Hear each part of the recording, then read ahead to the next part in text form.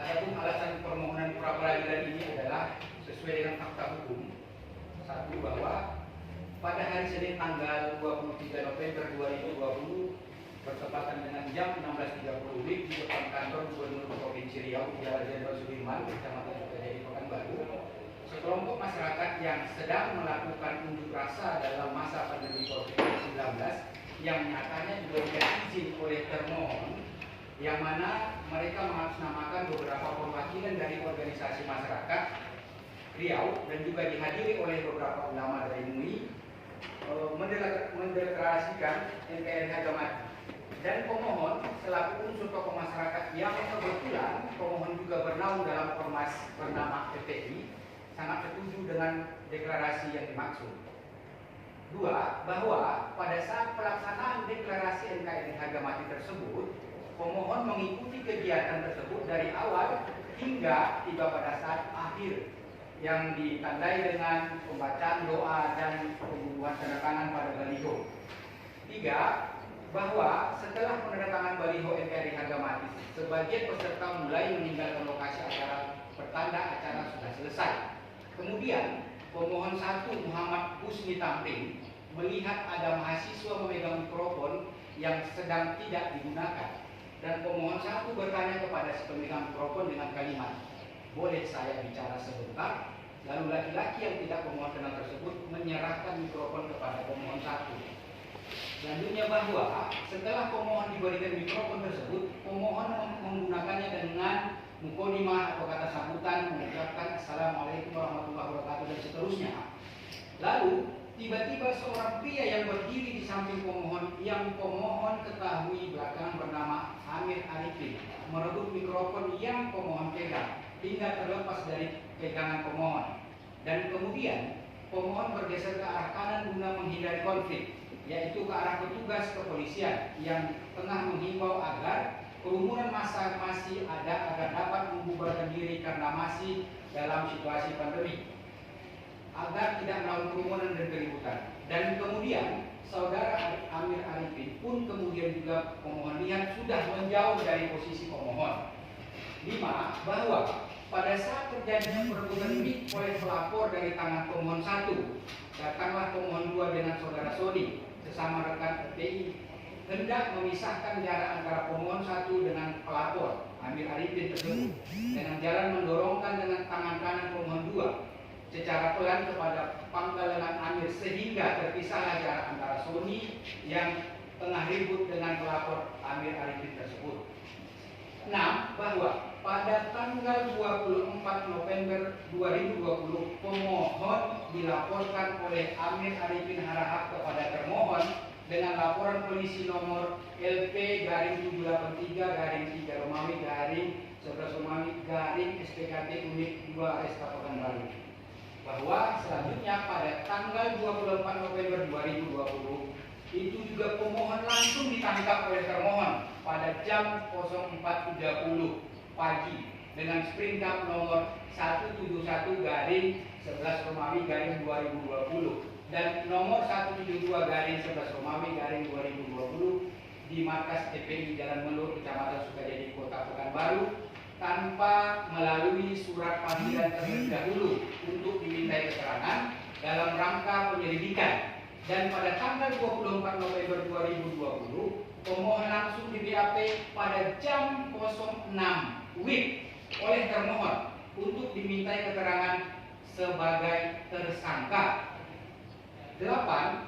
Pada tanggal 24 November 2020 tersebut pemohon langsung ditahan di sel Polresta Pekanbaru dengan surat perintah penahanan nomor SPH-152-11 Romawi 2020 Reskrim dan nomor SPH 153 dalam perkara pidana perbuatan tindak pidana barang siapa dengan kekerasan atau ancaman kekerasan menghalang-halangi hak warga negara untuk menyampaikan pendapat di muka umum yang telah memenuhi ketentuan undang-undang ini, dan atau barang siapa dengan melawan hak, memaksa orang lain untuk melakukan, tidak melakukan atau membiarkan barang sesuatu apa dengan kekerasan sebagaimana dalam pasal 18 Undang-Undang RI nomor 9 tahun 98 tentang kemerdekaan menyampaikan pendapat di muka umum dan Selanjutnya, syarat formil dan material terhadap penangkapan dan penahanan tidak terpenuhi.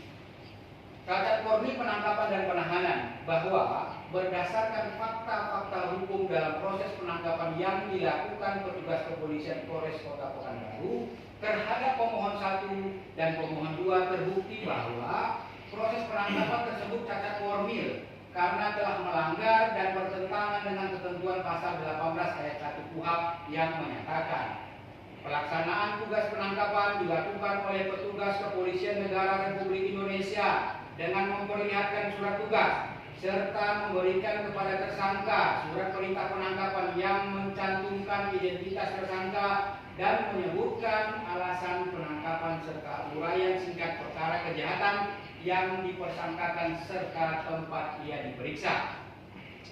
Pemohon ditangkap dan digeledah tanpa melalui prosedur hukum yang benar sebagaimana telah melanggar dan bertentangan dengan ketentuan pasal 18 ayat 3 KUHP yang menyatakan tembusan surat perintah penangkapan sebagaimana dimaksud ayat 1 harus diberikan kepada keluarganya segera setelah penangkapan dilakukan.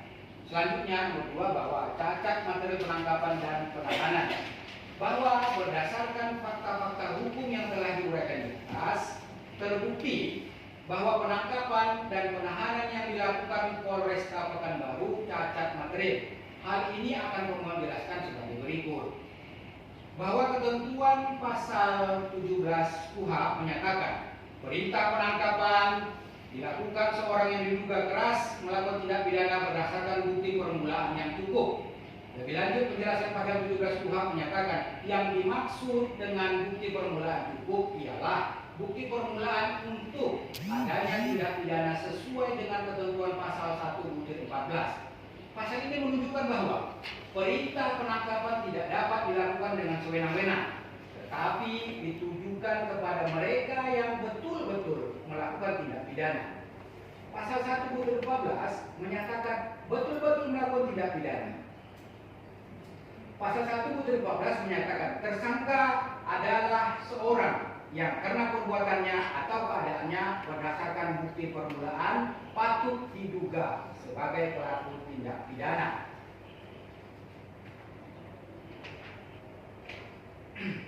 Selanjutnya, penahanan terhadap pemohon bahwa ketentuan pasal 21 ayat 1 KUHP menyatakan perintah penahanan atau penahanan lanjutan dilakukan terhadap seorang tersangka atau terdakwa yang diduga karena melakukan tindak pidana berdasarkan bukti yang cukup.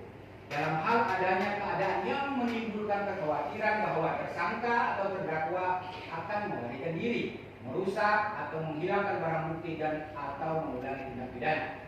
Berdasarkan fakta-fakta hukum dalam proses pemeriksaan pemohon, Polres Kota Pekanbaru tidak memiliki cukup bukti untuk melakukan penahanan terhadap pemohon 1 dan 2 karena penahanan hanya didasarkan pada barang bukti di antaranya pemohon 1 dan pemohon 2 masing-masing HP dan pemohon. Barang bukti mana yang sesungguhnya barang bukti yang tidaklah sah sebagaimana diatur sebagai bukti tidak menunjukkan telah ada perbuatan pidana oleh pemohon dan telah pula dilakukan penyitaan oleh penyidik Polresta Pekanbaru. Selanjutnya, tidak pernah ada penyelidikan atas diri pemohon. Bahwa sebagaimana diketahui penetapan tersangka atas diri pemohon diketahui pada jam 6.00 WIB pada tanggal 24 November 2020 pada saat dilakukan pemeriksaan terhadap diri pemohon oleh termohon. Padahal pelapor membuat laporan ke SPKT Polresta Pekanbaru pada tanggal 24 November 2020. Kembali pemohon pertanyakan kapan dan jam berapa pelapor menghadap termohon untuk membuat laporan polisi, dan kapan juga pelapor dilakukan pemeriksaan oleh termohon dalam rangka penyelidikan perkara atas laporan tersebut, sehingga termohon bisa langsung melakukan penangkapan tanpa melalui mekanisme sesuai dengan Undang-Undang Nomor 8 Tahun 1981 tentang Hukum Acara Pidana yang berbunyi pasal 19 ayat 2.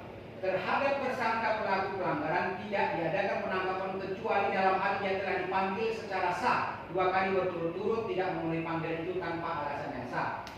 dan Peraturan Kapolri Nomor 12 Tahun 2009 tentang pengawasan dan pengendalian penanganan perkara pidana dilakukan di lingkungan Kepolisian Negara Republik Indonesia pada pasal 72 huruf A menyatakan tersangka telah dipanggil 2 kali berturut-turut tidak hadir tanpa alasan yang patut dan wajar, dan juga diduga termohon telah melanggar ketentuan Perkap Polri Nomor 14 Tahun 2012 tentang manajemen penyidikan tindak pidana khususnya pasal 10 ayat 1.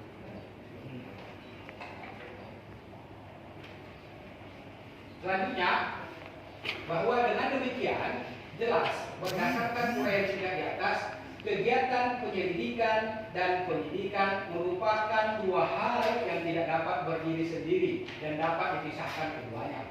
Berkenaan dengan pemohon, dengan tidak pernah diterbitkannya surat perintah penyelidikan atas diri pemohon, maka dapat dikatakan penetapan tersangka dengan atau tanpa surat perintah penyelidikan dapat dikatakan tidak sah dan cacat hukum. Untuk itu harus dibatalkan. 5. Bahwa termohon melakukan penyidikan terhadap diri pemohon dan selanjutnya menetapkan pemohon sebagai tersangka. Termohon ternyata sebelumnya tidak pernah melakukan tindakan penyidikan sebagaimana dimaksud dalam pasal 102 ayat 1 KUHP yang berbunyi, penyidik yang mengetahui, menerima laporan atau pengaduan tentang terjadinya suatu peristiwa yang patut diduga merupakan tindak pidana wajib segera melakukan tindakan penyelidikan yang diperlukan. Hal ini dapat dibuktikan dengan cepatnya proses hukum yang termohon lakukan terhadap pemohon, yang mana hanya dalam waktu sepertiga malam saja.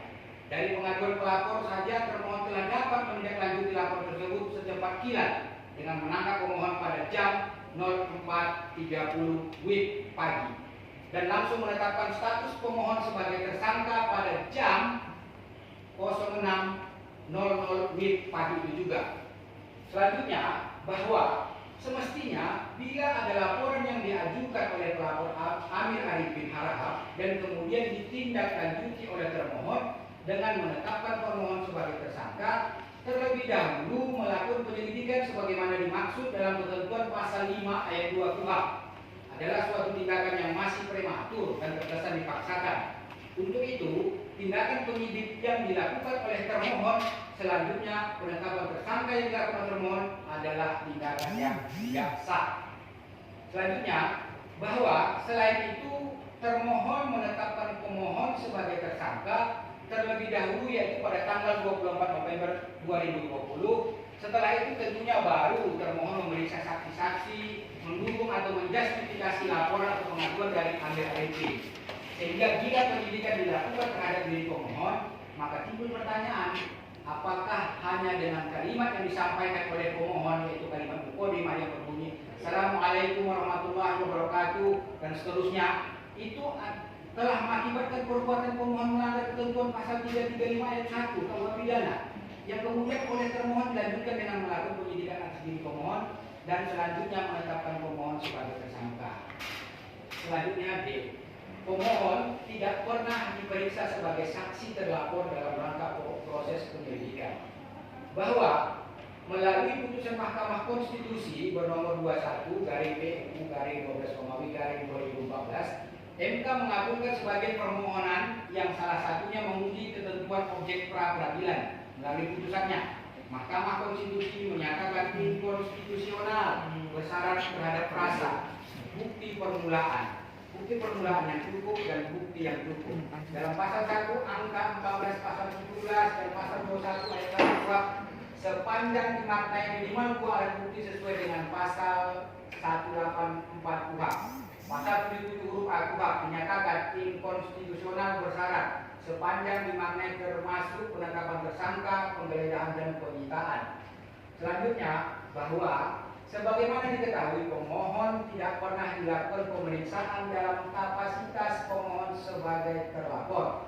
Tidak ada satupun surat panggilan yang diberikan oleh termohon kepada pemohon untuk membuktikan bahwa pemohon diperiksa sebagai terlapor. Akan tetapi pemohon langsung ditangkap dan ditetapkan sebagai tersangka oleh termohon, sehingga tidak dengan seimbang pemohon dapat melakukan klarifikasi terhadap apa yang dituduhkan kepada pemohon.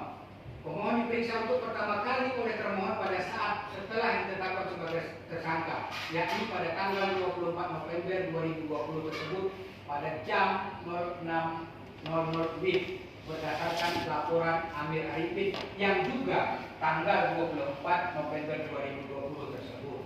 Sehingga menimbulkan pertanyaan dari pemohon, apakah pelapor melapor pada jam 00.01 WIB tengah malam? Selanjutnya, bahwa dengan demikian jelas tindakan termohon tanpa pemeriksaan calon tersangka merupakan tindakan yang tidak sah dan harus dibatalkan tentang penetapan tersangka terhadap diri pemohon oleh hakim yang memeriksa dan mengadili perkara quo. Selanjutnya, huruf E, bahwa penangkapan dan penahanan terhadap pemohon 1 dan pemohon 2 tidak didasarkan kepada bukti permulaan yang cukup, hal mana telah melanggar pasal 17 Junto pasal 21 ayat 1 KUH pidana. 1. Bahwa pemohon telah ditetapkan sebagai tersangka oleh termohon terlebih dahulu, baru kemudian termohon taruh penyidikan. Tindakan termohon ini sangat bertentangan dengan ketentuan pasal 1 angka 2 KUH yang berbunyi, penyidikan adalah serangkaian tindakan penyidikan dalam hal dan menurut cara yang diatur dalam undang-undang ini untuk mencari serta mengumpulkan bukti yang dengan bukti itu membuat terang tindak pidana yang terjadi dan guna menemukan tersangkanya. Dengan demikian, makna dari penyidikan harus terlebih dahulu mencari dan mengumpulkan bukti untuk membuat terang tentang tindak pidana yang terjadi. Dari bukti-bukti tersebut kemudian baru ditetapkan tersangkanya. Akan tetapi pada kenyataannya terhadap pemohon telah ditetapkan terlebih dahulu sebagai tersangka, baru kemudian tentunya termohon mencari bukti-bukti dengan memanggil para saksi untuk menguatkan laporan atau pengaduan yang diajukan oleh pelapor Amir Arifin Harahap, yang pada saat pemohon mengeluarkan kalimat mukadimah pembukaan Assalamualaikum warahmatullahi wabarakatuh dan seterusnya, sehingga timbul pertanyaan, apakah hanya dengan kalimat yang dikeluarkan oleh pemohon tersebut telah memenuhi ketentuan pasal 335 ayat 1 KUH pidana? Pemohon berpendapat bahwa kalimat pemohon tersebut belum memenuhi unsur pasal 335 ayat 1 KUH pidana sebagaimana yang disangkakan terhadap diri para pemohon. Selanjutnya nomor 2, bahwa tindakan penyidikan yang dilakukan oleh termohon atas diri pemohon. Selanjutnya termohon menetapkan pemohon sebagai tersangka dengan mendasarkan perkataan pemohon yang berbunyi Assalamualaikum warahmatullahi wabarakatuh dan seterusnya. Tindakan termohon yang tidak didasarkan pada bukti permulaan yang patut sebagaimana dimaksud dalam ketentuan pasal 1 angka 14 KUH berbunyi, tersangka adalah seorang yang karena perbuatannya atau keadaannya berdasarkan bukti permulaan patut diduga sebagai tindak pidana. Dan dengan demikian tindakan penyidikan yang dilakukan oleh termohon dan selanjutnya termohon menetapkan pemohon sebagai tersangka adalah perbuatan yang tidak sah dan bertentangan dengan hukum.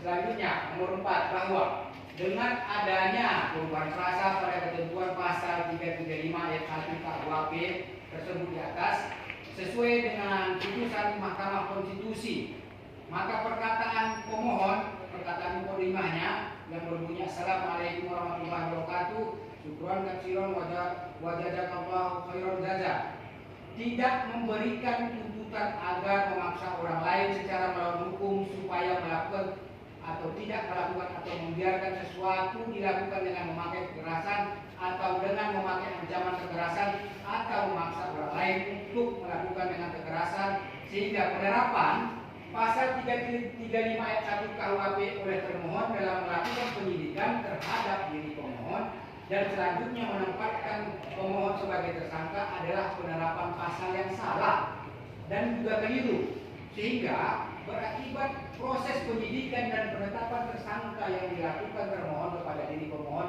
adalah tidak sah. Selanjutnya, bahwa nomor 7, bahwa pernyataan termohon ke media pada tanggal 25 November 2020 yang mengatakan bahwa Ormas FPI membubarkan secara paksa deklarasi 45 elemen organisasi kemasyarakatan serta tokoh masyarakat menolak kedatangan HRS Pekanbaru, seolah-olah adanya pengancaman dan kekerasan di saat itu. Padahal termohon sendiri juga mengimbau agar masa aksi membubarkan diri karena situasi pandemi COVID-19 yang lagi marak. seolah-olah pemohon mengancam agar masa aksi membuat diri dengan cara kekerasan dan pengancaman merupakan hal tercela yang dilakukan oleh termohon, padahal belum ada putusan pengadilan yang berkekuatan hukum tetap yang menyatakan pemohon bersalah, sehingga nama baik pemohon sebagai seorang pimpinan FPI Kota Pekanbaru yang selama ini menjadi panutan bagi para anggota dan simpatisan FPI di Kota Pekanbaru menjadi malu. Untuk itu, meskipun nama baik pemohon tidak dapat diukur dengan nilai uang, tetapi karena pemohon adalah pimpinan FPI yang membawa nama organisasi, maka adalah patut dan beralasan menurut hukum bila termohon dihukum untuk membayar ganti rugi kepada pemohon sebesar Rp5.000.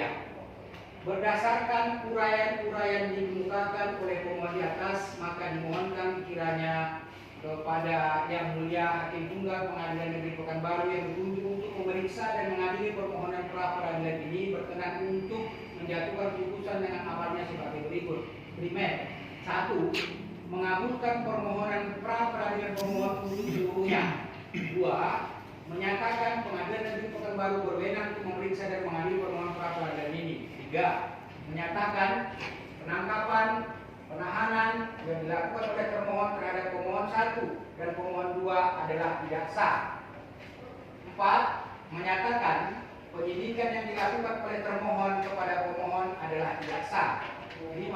Menyatakan penetapan tersangka yang dilakukan oleh termohon terhadap diri pemohon adalah tidak sah. 6. Memerintahkan termohon untuk mengeluarkan surat pemberitahuan penghentian penyidikan atas diri pemohon. 7. Memerintahkan termohon untuk mengembalikan dan memulihkan hak termohon dalam kemampuan, kedudukan,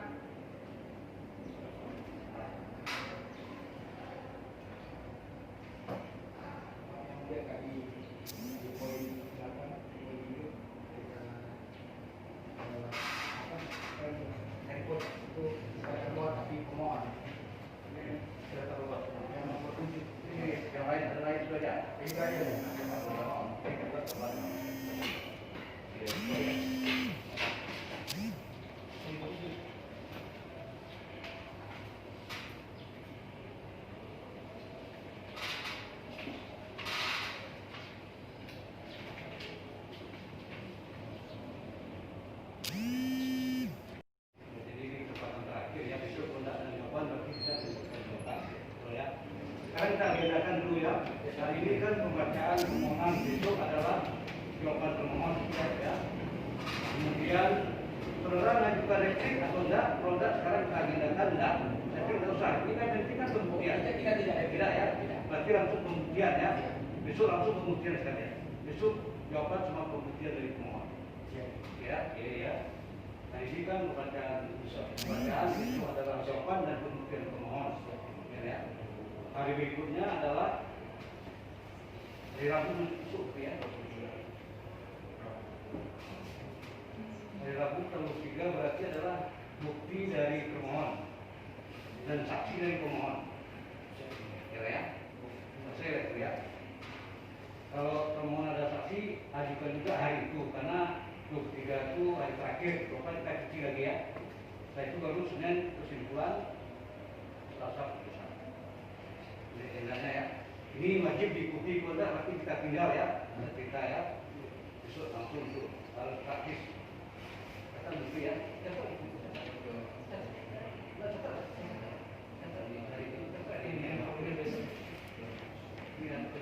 Hari ini nomor 1 apa tuh pembacaan permohonan. 22 jawaban atau pemohon.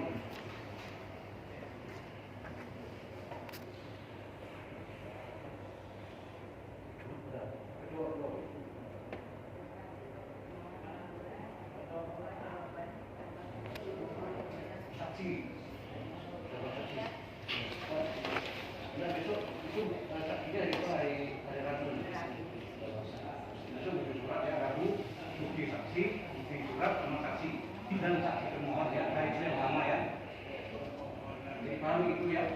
Sudah oke, kita sepakat ya. Hari ini pembacaan, besok jawaban dan bukti dari surat dari pemohon. Hari berikutnya adalah bukti surat dari pemohon dan saksi pemohon.